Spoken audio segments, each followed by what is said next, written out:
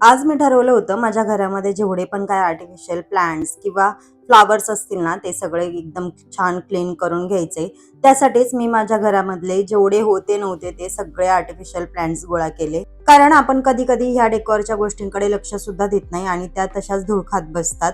म्हणून म्हटलं चला आज त्या छान अशा क्लीन करून घेऊया. म्हणून पावडरचं पाणी केलं छान आणि त्याच्यामध्ये भिजत घातल्या. आता माझा हा जो उंबरठा आहे ना, त्यावर तुम्ही बऱ्याच वेळेला लेपन वगैरे बघितलं असेल हळदीचं. पण दररोजच हळदीचं लेपन करायला कधी वेळ मिळतो, कधी नाही मिळत आणि मला हळदीचं लेपन भरपूर आवडतं करायला. म्हणून म्हटलं चला थोडंसं असं आपलं क्रिएटिव्ह डोकं यूज करूया. त्यासाठी मी इथे एक मेजरमेंट घेतलं होतं उंबरठ्याचं आणि कलर पेंट करून घेतला होता. यावर मला काही डिझाइन वगैरे सुद्धा काढायची आहे, जे साऊथ इंडियन लोकं काढतात ना तशी.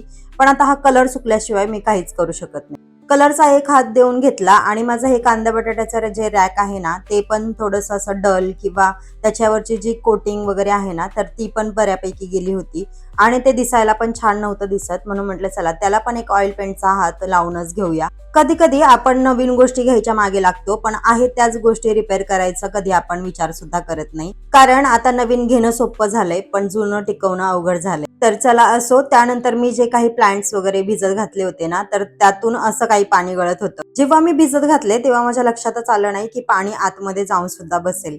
पण ठीक आहे चला, कधी-कधी काही गोष्टी होत असतात आपल्याकडनं. त्यानंतर सगळे प्लांट्स छान धुवून घेतले. तोपर्यंत उंबरठ्याचा एक कलरचा हात सुकला होता. त्यावर मी डबल हात लावून घेतला. त्यानंतर सुद्धा मला असं वाटलं की एक अजून हात लावून घ्यावा लागेल, कारण मध्ये-मध्ये जे ब्लॅक स्पॉट आहेत ना, ते राहिले होते. त्यानंतर हवेची एवढी मोठी झुळूक आली होती ना, जसं काय आत्ता पाऊस पडेल असं होत होतं. काही ठिकाणी तर पाऊस सुद्धा पडलाय, तो पण गारांचा.